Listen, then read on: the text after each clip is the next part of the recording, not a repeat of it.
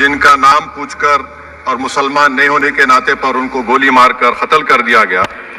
میں تعزیت پیش کرنا چاہوں گا مولانا اقبال کو, جو پونچھ کے مدرسہ ضیاء العلوم کے مدرس تھے. اس 5 سالہ لڑکی مریم کو, جس کو پاکستان کی شیلنگ میں اس کا پیٹ پھٹ گیا. میں تعزیت پیش کرنا چاہوں گا میڈم زین علی اور عروہ فاطمہ, ان دو جڑوا بھائی بہنوں کو جن کی عمر 14 سال تھی. لانس نائک دنیش کمار کو, بی ایس ایف کے سب انسپکٹر محمد امتیاز کو.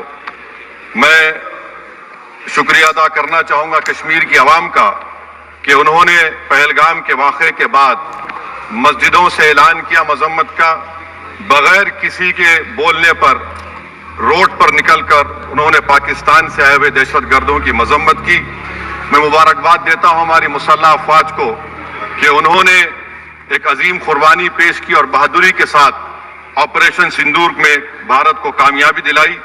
میں مسلح افواج نے پہلے 9 دہشت گرد ٹھکانوں پر ان کو نشانہ بنایا, اور سب سے میری نظر میں جو دہشت گردی کے دل پر حملہ ہوا وہ بھاولپور کا تھا, اور 6 ایئر فیلڈ, 3 ہینگر اور 2 رن ویز کو ہم نے تباہ کیا. بعد میں آپریشن سندور کی کامیابی کی ایک اہم وجہ یہ تھی میڈم کہ ملک میں اتحاد اور اتفاق پیدا ہو گیا تھا, ایک یوفوریا پیدا ہو گیا تھا, مگر افسوس کہ حکومت نے اس کا فائدہ نہیں اٹھایا. میں آج بھی کہہ رہا ہوں, ذمہ داری کے ساتھ کہہ رہا ہوں کہ پاکستانی فوج, پاکستان کی آئی ایس آئی, پاکستان کا ڈیپ سٹیٹ, ان کا حیاتی مقصد یہ ہے کہ ہمیشہ بھارت کو کمزور کیا جائے. اور اگر ہم کو ان طاقتوں کو کمزور کرنا ہے تو دیش میں اتحاد اور اتفاق کو برقرار رکھنا پڑے گا.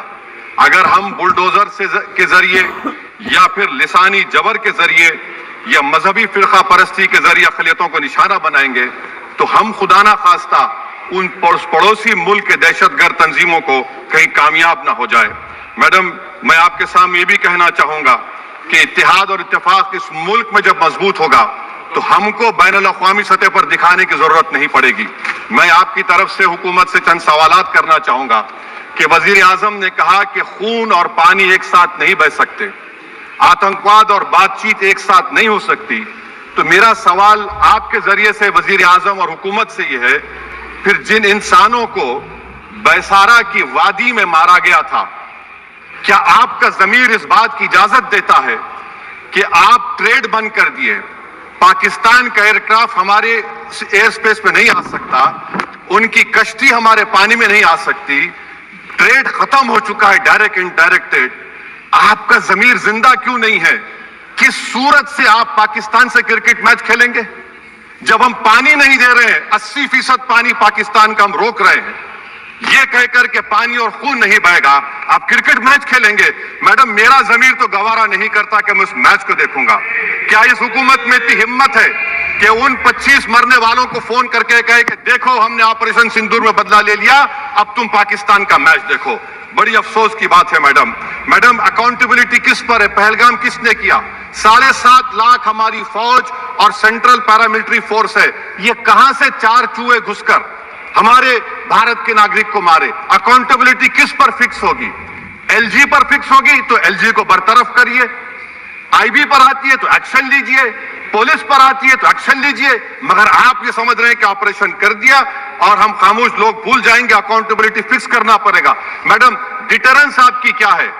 آپ نے سرجیکل سٹرائک کیا, آپ نے بالا کوٹ کیا, پھر یہ پہلگام ہوا, تو آپ کی ڈیٹرنس کی پالیسی ناکام ثابت ہوئی, کشمیر کی پالیسی ناکام ثابت ہوئی, 370 ہٹا دیا آپ نے ایک ریاست کو یو ٹی بنا دیا, اور اس کے باوجود بھی دہشت گرد وہاں پر پہنچ گئے.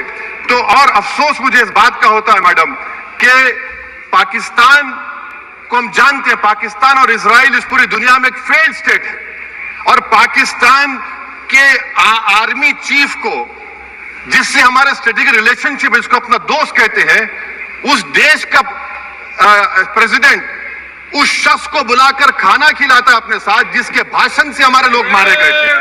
تو کیا آپ کی خارجہ پالیسی کامیاب ہوئی؟ آپ دیکھ لیجئے. اچھا, ہمارے دیش میں ایک ایسی تنظیم ہے جس کا وجود نفرت کی بنیاد پر اور مذہبی عصبیت کو پھیلانے کے لیے بنایا گیا, ان کو تکلیف ہے سیکولرزم سے, سوشلزم سے, مگر ہمارے سمویدھان کے پریامبل میں لفظ سوورن ہے. سوورن کا مطلب یہ ہے کہ ہم خود مختار ہیں, ہم ہر अपने मुल्क के मुकद्दर का फैसला करेंगे। एक गोरा व्हाइट हाउस में बैठकर भारत की सीज फायर का ऐलान करेगा, ये आपका नेशनलिज्म है।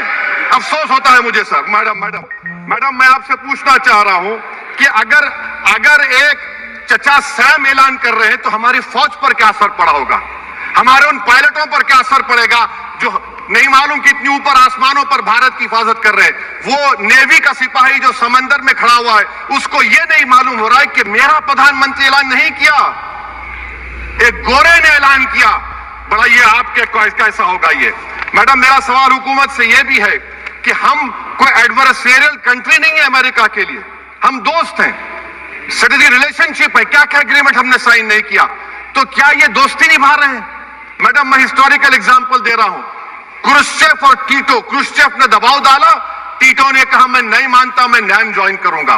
मैडम फ्रांस और यूएसए, डिगोल को जब यूएसए ने दबाव डाला तो डिगोल ने कहा कि तुम दोस्त हो मगर हमारी खारिजा पॉलिसी आजाद ना है। मैडम वहीं पर आप देखिए गुजराल साहब, जिसको कहते सबसे कमजोर थे, वजीर आजम थे, उन्होंने बहादुरी का मजारा किया, रिफूलिंग करने नहीं दिया। वियतनाम 20 साल यूएसए लड़ा मगर झुका नहीं, और हम उनको बोल भी नहीं पा रहे। हम तो कोई दुश्मन मुल्क तो नहीं है अमेरिका के, ये आपको समझने की जरूरत है। और मैडम यहां पर वजीर खारजा ने कहा वो चीन गए, डिप्टी चीफ ऑफ स्टाफ ने कहा कि चीन के इक्विपमेंट एक लाइव लैब था हमारे उनके लिए। क्या आपने कहा चीन को कि तुमने क्यों दिया पाकिस्तान को हथियार? आप नहीं कहे। और मैडम आप जानते हैं कि रक्षा मंत्री ने कहा कि स्विफ्ट एंड प्रोपोर्शनेट, तो फिर जो इंडोनेशिया मिलिट्री अटैचे ने कहा कि हमको कहा गया मत मारो, हम सेल्फ डिफेंस में भी नहीं मार सकते थे पाकिस्तान को। और अगर आप ट्रंप के बयान को गलत कह रहे हैं कि 5 एयरक्राफ्ट नहीं गिरे, मैं यकीन करता हूं आपकी बात का। आप हमारे पायलट्स को कमेंट करिए ना, हमारे पायलट्स को कमेंट करिए कि हम अपने पायलट्स की तारीफ करते हैं, आप वो भी नहीं करना चाहते। मैं हुकूमत से जानना चाहता हूं मैडम कि क्या फ्रांस ने हमको सोर्स कोड नहीं दिया जिसकी वजह से हमारे एयरक्राफ्ट को क्या नुकसान हुआ? अब मुस्तकबिल आप हथियार खरीदेंगे तो क्या आप सोर्स कोड हासिल करेंगे? और मैडम मैं आपको बताना चाह रहा हूं, मेरे सवाल का जवाब हुकूमत दे। हमारे पास सैंक्शन जो स्क्वाड्रन है 42 है, 60 साल के बाद सिर्फ 29 काम कर रहे हैं। पाकिस्तान के पास 25 हैं, चीन के पास 50 से ज्यादा हैं। 11 साल से आप सरकार में हैं, सबमरीन नहीं है, थर्ड एयरक्राफ्ट कैरियर कहां पर है आप बताइए। और मैडम FATF में लाना पड़ेगा आपको। अगर आप विश्व गुरु हैं तो हम आपको चैलेंज कर रहे हैं, आप G7 के कंट्रीज को, GCC को और चचा सैम को राजी कराइए कि पाकिस्तान को, मैडम खत्म कर रहा हूं, FATF में दोबारा लाया जाए। मैडम ऑल पार्टी मीटिंग हुई, देखिए कितना कॉन्ट्रडिक्शन है केंद्र सरकार में और स्टेट सरकार में। ऑल पार्टी मीटिंग में था, केंद्र सरकार ने कहा कि नहीं, बैसारन मीडोज पर तो कोई जा ही नहीं सकता, जून से पहले इजाजत लेना पड़ेगा। बाद में हमको मालूम हुआ कि साल भर खुला रहता मीडोज सिवाय बारिश और स्नो के।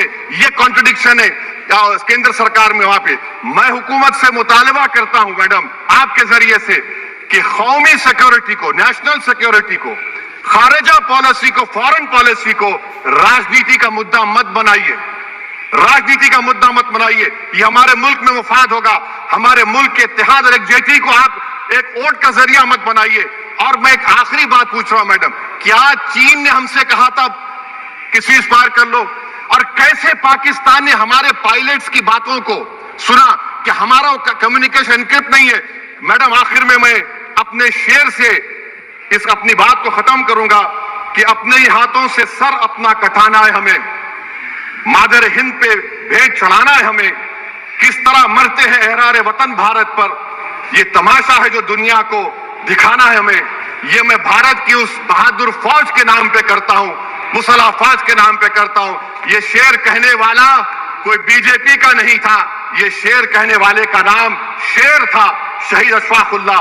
मैं फिर से हुकूमत से कह रहा हूं, पाकिस्तान टेररिज्म करेगा, आप तैयार हो जाइए।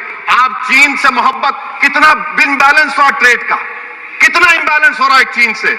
अच्छा जब गलवान हुआ उस वक्त भी ट्रंप ने कहा था कि मैं बात करूंगा, हमने कहा नहीं बात करेंगे, जरूरत नहीं है। आज ट्रंप हमारे से पहले बोलता है इज्जत नफ्स भी कोई चीज होती है।